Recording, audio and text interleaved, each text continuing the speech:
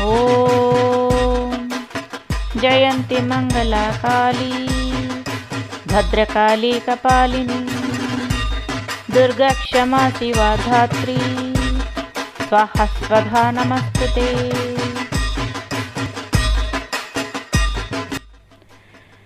प्रथमं शैलपुत्री च द्वितीयं ब्रह्मचारिणी तृतीयं चंद्रघंटेति कुष्मांडेति चतुर्थकं पंचमं स्कंदमातेति षष्ठं कात्यायनीति च सप्तमं कालरात्रीति महागौरीति चाष्टकं नवमं सिद्धिदात्री च नवदुर्गा प्रकीर्तिताः उक्तन्येतानि नामानि ब्रह्मण्येव महात्मना। माता रानी के श्री चरणों में अपने सिर झुकाते हुए मैं मधुमिता आप सारे भक्तजनों का स्वागत करती हूँ माता के सांचे दरबार में।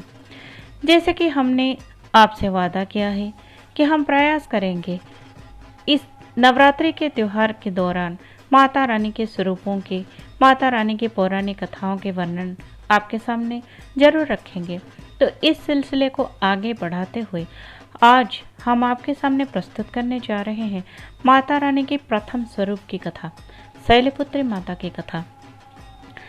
भक्तजनों, आप सभी जानते हैं कि नवरात्रि की पूजा 9 दिनों तक चलती है, जिसमें सबसे पहले माता के जिस स्वरूप का आवाहन किया जाता है वो है शैलपुत्री माता का। तो माता के ये नाम कैसे हुए, इनके पीछे का पौराणिक कथा क्या क्या है, आइए इस बारे में थोड़ा चर्चा करते हैं। शैलपुत्री माता का पिछला जन्म इस सिलसिले में बहुत ही महत्वपूर्ण रखता है। शैलपुत्री माता अपने पिछले जन्म में माता सती थी, जो कि प्रजापति दक्ष की कन्या भी थी। प्रजापति दक्ष की कन्या होते हुए भी उन्होंने भगवान शिव शंकर को अपना जीवन साथी चुना था और उनके साथ विवाह कर कैलाश में वास करने लगी थी। तभी प्रजापति दक्ष एक भव्य यज्ञ का आयोजन करने का निश्चय कर लेते हैं। वे क्या करते हैं, वे सारे देवताओं को निमंत्रण भेजते हैं, मगर ना भगवान शंकर को निमंत्रण जाता है, ना ही देवी सती को। माता सती इस चीज़ से बहुत ही दुखित हो जाते हैं, मगर उन्हें अपने पिताजी का ये भव्य समारोह, ये यज्ञ देखने का जो प्रबल इच्छा होता है, उसे वो दमन नहीं कर पाती। वो अपनी इच्छा को भगवान के सामने, शंकर जी के सामने प्रकट करती हैं।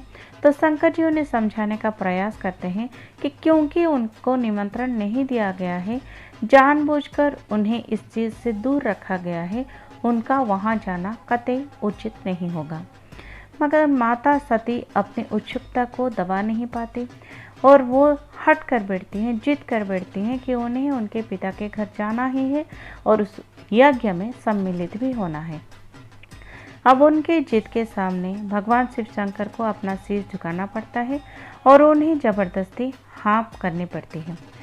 तो उनकी आज्ञा पाकर माता सती जब अपने पिता के घर पहुंचती है, वो वहां का मंजर देखकर हैरान हो जाती है। वहां पर किसी को भी उनके आने की खुशी होना तो दूर की बात, उनकी जैसे आवश्यकता ही नहीं थी। केवल उनकी माता उनके साथ थोड़ी सी बातें करती हैं, यहाँ तक कि उनकी बहनें जो वहाँ आमंत्रित भी थी और उपस्थित भी थी, वो उनका व्यंग और उपहास करते हैं। ये सब देख के माता सती बहुत ही दुखी हो जाती हैं। और यज्ञ में ऐसा एक समय आता है जब प्रजापति दक्ष भगवान शिव शंकर के लिए बहुत बुरे भले कहते हैं।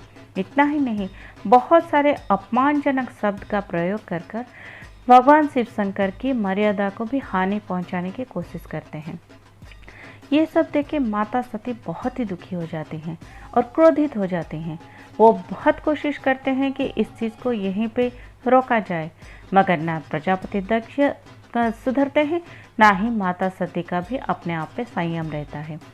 तो माता सती पति के निंदा सुनने से ज़्यादा अच्छा अपने प्राण त्यागना इसको पसंद करती हैं और वहीं योगाग्नि से उसी यज्ञ स्थल पर अपने प्राण त्याग देती हैं, खुद को भस्म कर देती हैं। जैसे ही माता सती का शरीर भस्म हो जाता है, वहाँ शिव शंकर आके पहुँच जाते हैं और माता सती के उस आधे जले शरीर को लेकर बहुत ही दुखी होके, बहुत ही क्रोधित होके अपनी जटाओं से वीरभद्र का संचार करते हैं। वीरभद्र जो कि महादेव की जटाओं से सृजन होते हैं, वो वहाँ यज्ञ स्थल में सब कुछ ध्वस्त विध्वस्त कर देते हैं। इस विध्वंस लीला को पीछे छोड़कर भगवान शिव शंकर माता सती का उस आधे जले शरीर के साथ प्रस्थान करते हैं, सारे ब्रह्मांड में तितर बितर होके घूमते रहते हैं। तो उनके इस भग्न मनोदशा और इस अवस्था को देखते हुए मजबूरी में भगवान श्री हरि विष्णु को अपनी सुदर्शन चक्र चलाना पड़ता है। सुदर्शन चक्र माता सती के शरीर को खंड कर देते हैं, खंड खंड कर देते हैं। माता सती के अंग प्रत्यंग जो कि खंडित होके धरती के कई जगहों पर आके गिर जाते हैं, वहाँ एक एक शक्तिपीठ का निर्माण हो जाता है। भगवान शिव इस समस्त घटना से बहुत ही दुखी हो जाते हैं और अपना मानसिक संतुलन हराने की स्थिति में खुद पर नियंत्रण ना रखते हुए वो फिर से अपने आप को तपस्या में लीन कर देते हैं। महायोगी फिर से योग मुद्रा में चले जाते हैं।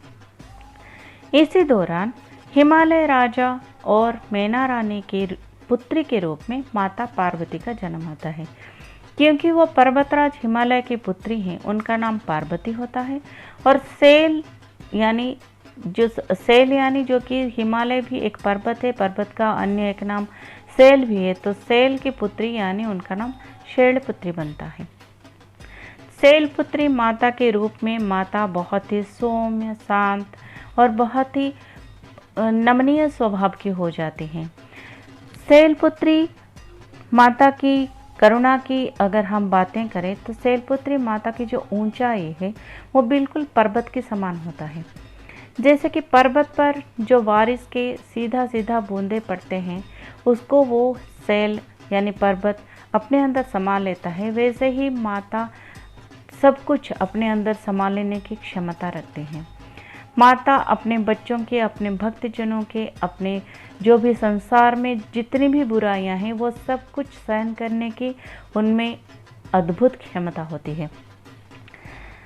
माता शैलपुत्री का अर्थ अचल पर्वत भी है। अचल पर्वत यानी बिल्कुल कहीं कभी भी ना हिलने वाला।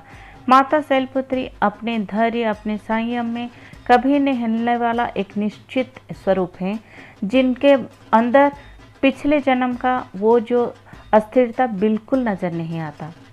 माता शैलपुत्री दरअसल एक मूलाधार चक्र की भी अधिष्ठात्री देवी हैं।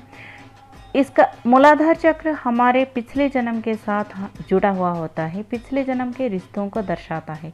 माता सती जैसे कि शैलपुत्री के रूप में दोबारा जन्म ग्रहण करती हैं, तो उनके पिछले जन्म के जो कर्म होते हैं उसे सुधारने के लिए उनका प्रयास निरंतर लगा रहता है। माता शैलपुत्री के स्वरूप हमें ये बताता है कि हम भी अपने पिछले जन्म में जो भी कर्म कर चुके होते हैं, वहाँ पे जो भी हमारी बुराइयाँ हैं उन सब को सुधारने के लिए हमें ये जन्म मिला है। तो हम इस जन्म का बिल्कुल समय ना नष्ट करें और इसे संपूर्ण रूप से प्रभु की चरणों में अपने आप को समर्पित करते हुए उन सारी गलतियों को सुधारने का प्रयास अवश्य करें। माता सती के रूप में उनमें जो क्रोध थी, जो अस्थिरता थी, जो जिद था, जो हट था, वो उसमें से कुछ भी ये शैलपुत्री माता के स्वरूप में नजर नहीं आता। शैलपुत्री माता का नाम का एक और अर्थ आकाश भी होता है। माँ आकाश के तरह विशाल होती हैं। माँ की महिमा कभी तो छोटी हो ही नहीं सकती। उनमें इतनी ज़्यादा क्षमता होती है कि वो उदार हैं और असीम हैं। वो सारे संसार को अपने करुणा की छाँव में रखने की काबिल हैं। शैलपुत्री माता के माथे पर अर्धचंद्र शोभित है। दाहिने हाथ में त्रिशूल है और बाएं हाथ में कमल का पुष्प है। जो अर्धचंद्र है वो ये दर्शाता है कि माता शैलपुत्री का पूरा जो आधिपत्य है वो चंद्रमा के ग्रह के ऊपर है, यानी कि जिनकी चंद्रमा थोड़ी सी कमजोर है वो माता शैलपुत्री की आराधना करने से उस दोष से मुक्त हो जाते हैं। दाहिने हाथ में जो त्रिशूल है वो दर्शाता है कि वो माता अपनी भक्तों को अर्थ, मोक्ष और धर्म का जो त्रिशक्ति है वो प्रदान करते हैं। कमल के पुष्प, माता ने जो कमल के पुष्प धारण किए हुए हैं वो हमें ये बताते हैं कि जितने भी दलदल में क्यों ना हम फंसे हों, हमें कमल के पुष्प की तरह सुगंधित और स्वच्छ रहना चाहिए। हम अगर चाहें तो कोई भी बुराई, कोई भी दलदल हमें कभी स्पर्श नहीं कर सकता। शैलपुत्री माता सबको राह दिखाने वाली होती है, जो कि अपनी स्थिरता, अपनी अचंचल स्वभाव से वो हमेशा एक निश्चित स्वरूप हैं, जो जिनमें कि कभी कोई भी डगमगाहट नजर नहीं आती। माता का वाहन वृषभ होता है। वृषभ यानी नंदी, जो कि बैल के स्वरूप हैं, जो शिव जी को अपना सब कुछ मानते हैं, वो माता के स्वरूप को पहचानते हुए माता को अपनी देवी स्वीकार करते हुए उनके वाहन के रूप में जानी जाती है। और माता का एक और नाम वृषारूढ़ा भी होता है।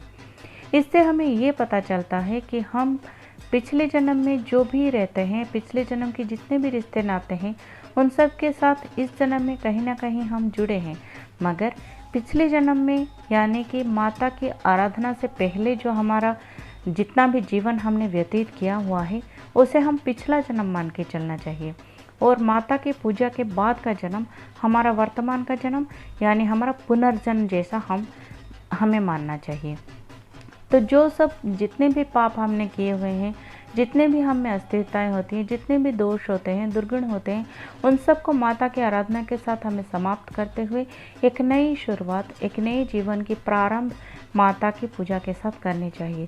शैलपुत्री माता इन सब का जागृत प्रतीक हैं और वो भक्तों की मनोवांछा पूर्ण भी करती हैं और भक्तों को ये हमेशा संदेश देते हैं कि जो कुछ भी उनका गलती हो चुका है, जो सब सारे दोष उनमें रह चुका है, वो सबको वो भूल जाएं और एक नए प्रारंभ में अपना पूरा मन योग लगाएं। शैलपुत्री माता बहुत ही शांत स्वभाव की हैं। जैसे कि हिमालय पर्वत जिसके ऊपर बर्फ के चादर चढ़ते हैं, बिल्कुल वैसे ही शुभ्र सौम्य शांत चित्त है माता का स्वभाव। उनका स्वरूप भी पूरा उसी तरह से शुभ्रता से भरा है, कहीं भी कुछ भी कालिमा नजर नहीं आती। शैलपुत्री माता की जो भी आराधना करता है, उसके मन में, उसके हृदय में, उसके जीवन में भी जितनी भी कालिमा होती है, जितनी भी दोष होते हैं, जितनी भी दुर्बलताएं होती हैं, वह सब माता हरण कर लेती हैं और उसे भी शुभ्रता स्वच्छता का वरदान देती हैं। तो भक्तजनों, माता शैलपुत्री की इस भव्य स्वरूप की वर्णना के साथ साथ हम आज का ये विषय यहीं समाप्त करते हैं। माता के अन्य स्वरूपों की चर्चा और कुछ पौराणिक कथाएं और कुछ पूजा के विधि विधान के साथ जल्द ही आपके सामने फिर से उपस्थित होंगे। मगर जाने से पहले चलिए हम सब एक बार फिर से सच्चे दिल से, हृदय से और अपने भक्ति भाव से एक बार जरूर कहें, हे शेरा वाली माता तेरी सदा ही जय हो। तो अभी के लिए आज्ञा दीजिए। माता के सांकेत